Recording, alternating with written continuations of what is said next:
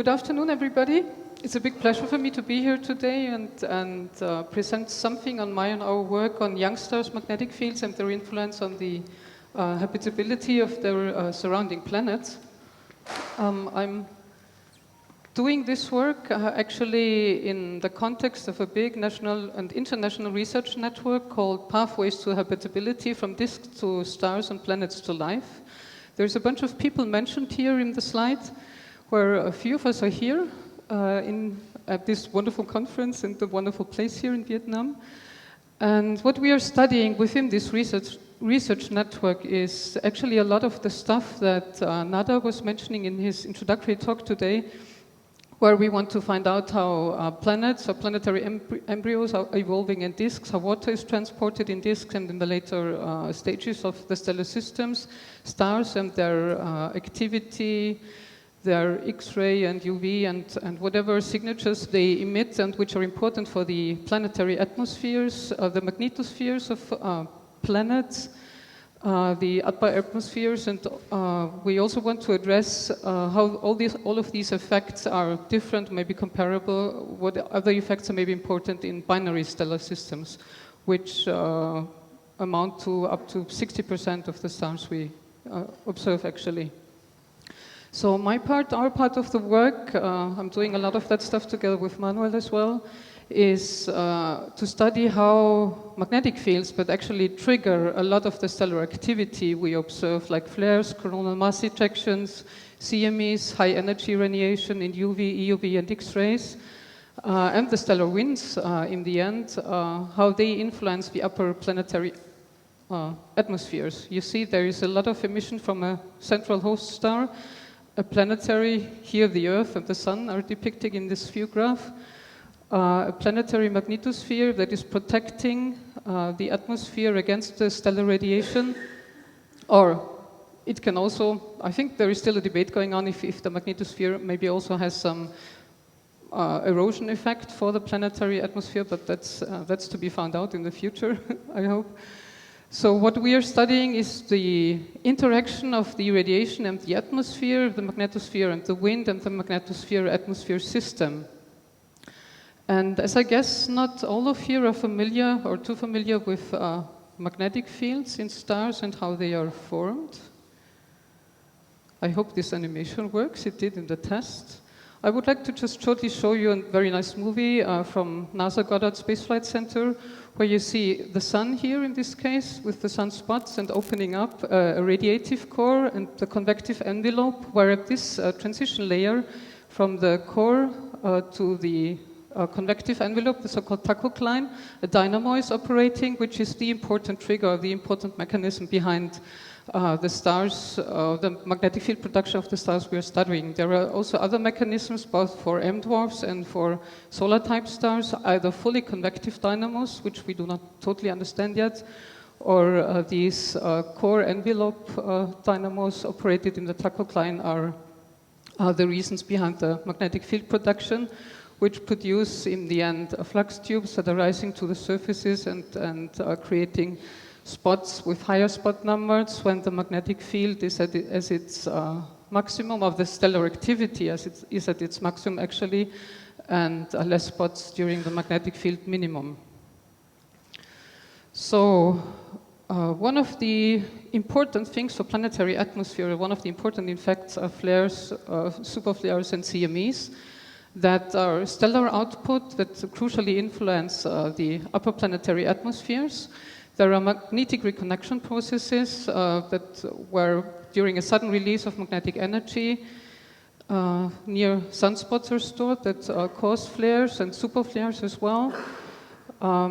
There has been, just to mention, the largest stellar flare is 1 million times more energetic than the largest solar flare, so there is a lot going on around other stars as well, and the conditions for planets around such stars which have huge flares are likely very hostile to produce a habitable environment.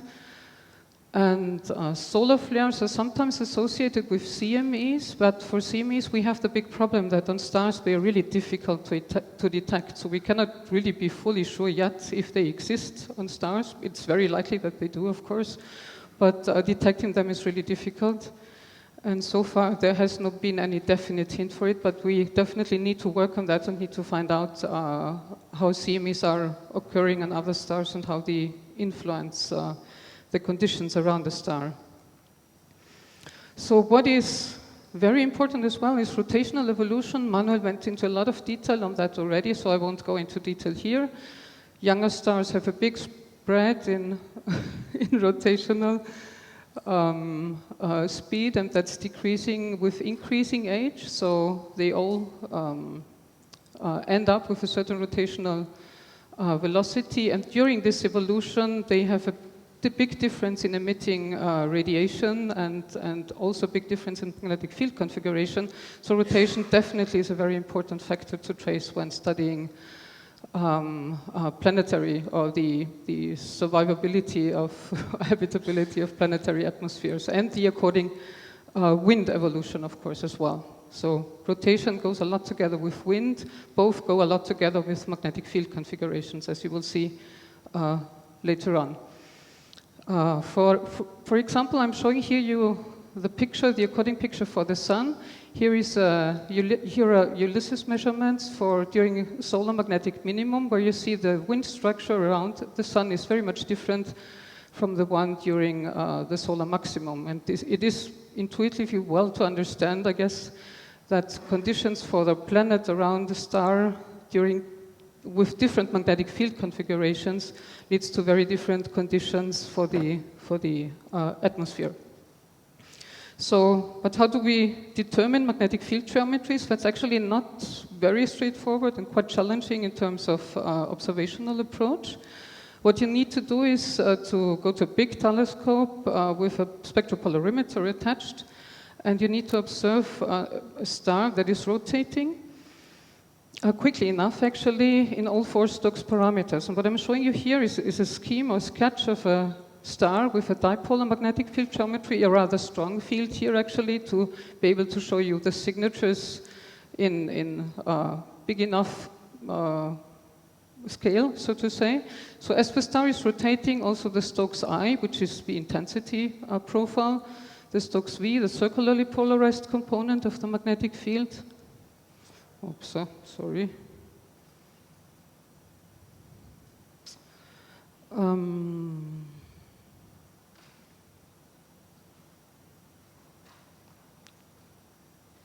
Yes, it's rotating again. The circularly polarized component of the magnetic field with respect to the line of sight, and the linearly polarized components. And from these variations of the line profiles, you can then reconstruct the field geometry of the star, which you can, of course, not measure or observe directly. The technique that is applied here is the so-called Zeeman Doppler imaging, and a lot has been done already in that respect. And what I'm showing you here is an example of a young solar analog star, Pi-1 Uma. We recently finished the mapping for, where we obtained data in 2015, so rather recent data at the Pic du Midi Observatory in France, where you see the magnetic field geometry where blue areas are negative magnetic field components and in red are the positive components. And the magnetic field extrapolated from the surface in different rotational phases. So here is phase 0, quarter of a rotational period, 0.5 and 0.75. So you see the full rotation of the stellar field geometry reconstructed of a young sun.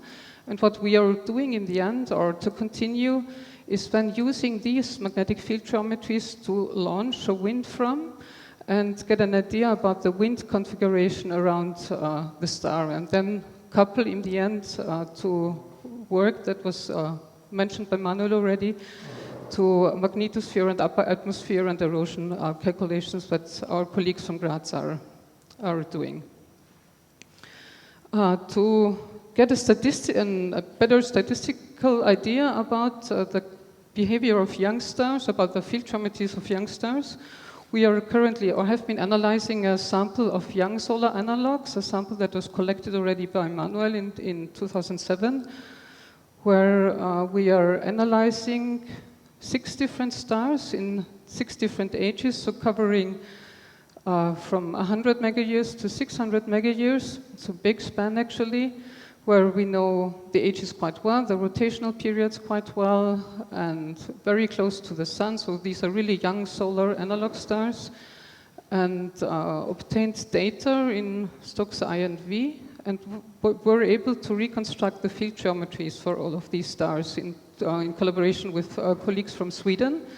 And I'm showing you here just the maps of just 2 stars, not to use up too much time for that. So this is a map of Ichthydra, and what you see on the top here is the temperature distribution on the surface of this star. So bright, the bright areas are the hotter areas of the stellar surface, and the darker areas are the cooler ones. Related or not, that still to be decided, to the magnetic field geometry. Some stars have correlation, others don't, and we still need to find out if this is a problem of stellar resolution, because for the sun we have very clear correlation of temperature and spotty areas, but for these stars likely from the data we do not get the same resolution as we get for the sun. You see here the magnetic field geometry in radial, meridian, longitudinal fields, and for this star, actually 2 different epochs, where you also see data, that is data from 2007 and 2012, and you see that also temperature structure as well as field geometry considerably changed during these years, which is maybe not unexpected. We see the same thing for the sun, but for this star it's really nice to see how big this change is and how much the star and the magnetic field geometry is evolving, and that's of course important for a planet around such a star. The same is true for Pibonoma. I showed you this map already before from a data set. This map I showed you before already, as a data set from 2017, and there is another one, an older set that was obtained earlier, where also for this star you can see that the field geometry in 2007 was much simpler than it is now, again causing very different conditions around such a young solar-like star for a planet. So we really need to find out how the field geometries are evolving, how they're changing, to be able to really say something about the conditions around these stars. Another map of Ichthydra, just to show you shortly. And an effect or a thing that was obvious when we had a look at the final maps for all these stars. One thing that I want to mention, there are a few other results as well. But an important thing to see, or an interesting thing to see, is that for the very young star, that was Ichthydra, the field strength seems to be rather high compared to the other stars, and there seems to be a sudden decline at the very young ages. And to really be sure about this effect, we of course need more statistics, especially in this area, but it seems striking that in the very beginning, fields are rather strong, and then they get much weaker and continue on the same level until older ages. And until the time when likely life arose on Earth. Another thing we also see is that for young suns, there is a trend towards decrease in complexity with increasing rotation period. And the same holds true for increasing Rossby number, which is a relation of the rotation period to the convective turnover time. So again, a factor that tells us something about the inner structure of the star, the relation of the radiative core and the convective outer envelope, which is likely very important for the magnetic field structure. And this is a view graph I wanted to show you because it's very complex and very often also called confusogram, but it nicely shows how different stars. So what you see here are old stars, symbols for stars that have been mapped already, so where the Zeeman Doppler imaging technique was applied. And what you see plotted here is rotation period against the stellar mass.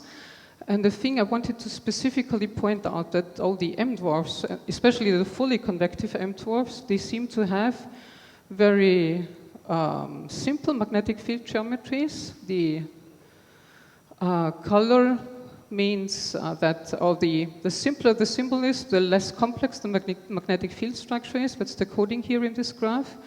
And the stronger it is, the stronger magnetic field also is. So what you see is that stars that are getting more solar-like, have more complex fields, and are weaker in terms of field strength, whereas for M dwarfs, especially early M dwarfs, you see very strong fields and much more dipolar-like fields, which is very likely related to the different inner structure, the fully convective dynamo that is creating just different field topologies. But what this also means for planets around M dwarfs, that they are confronted with much higher field strength for a very long time, as Manuel pointed out already in his talk. So also this might make the conditions for an Earth-like planet in the habitable zone of an M dwarf difficult, and that's certainly also something we need to consider when talking about habitability around M dwarfs.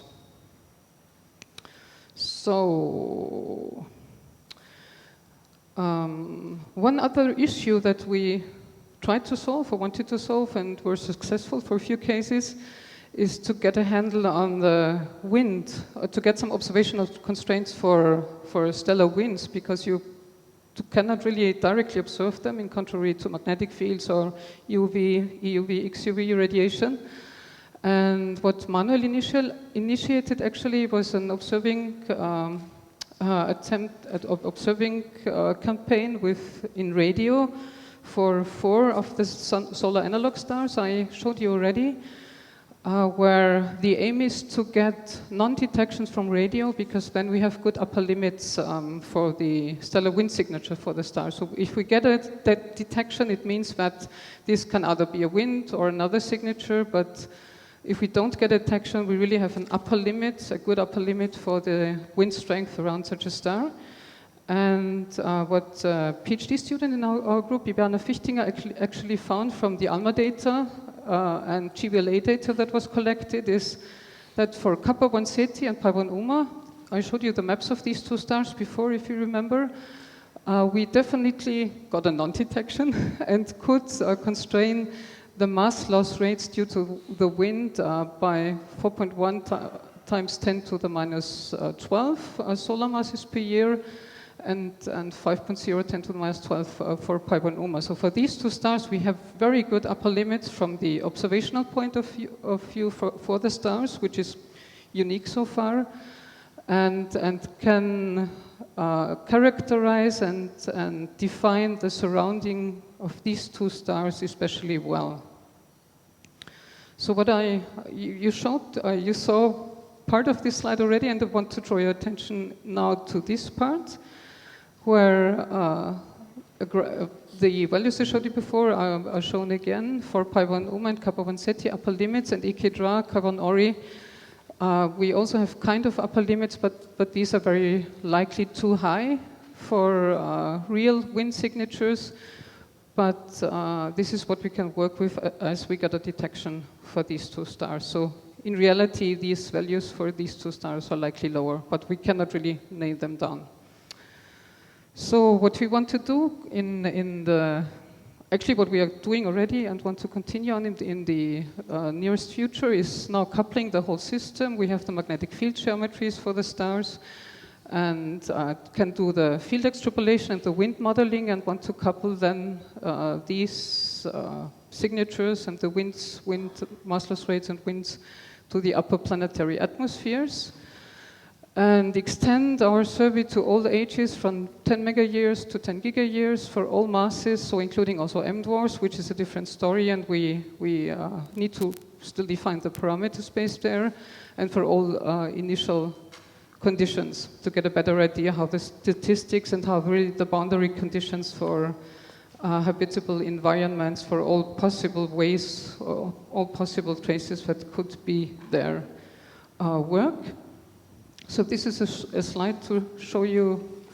Again, we need to consider the rotational evolution and the according different radiation evolution, and then also want to couple those to the hydrogen proto-atmospheres and secondary atmospheres, and couple or study all these effects also for the early sun and the early solar system evolution. And as soon as we can model Venus, Earth, and Mars and arrive at the stage where they are now, that's what we would like to find out in the end. So we know that we could have would have good physical boundary conditions for such a system, and constrain also statistical for all possible sets of stars and stellar planetary systems. Thank you. That's it.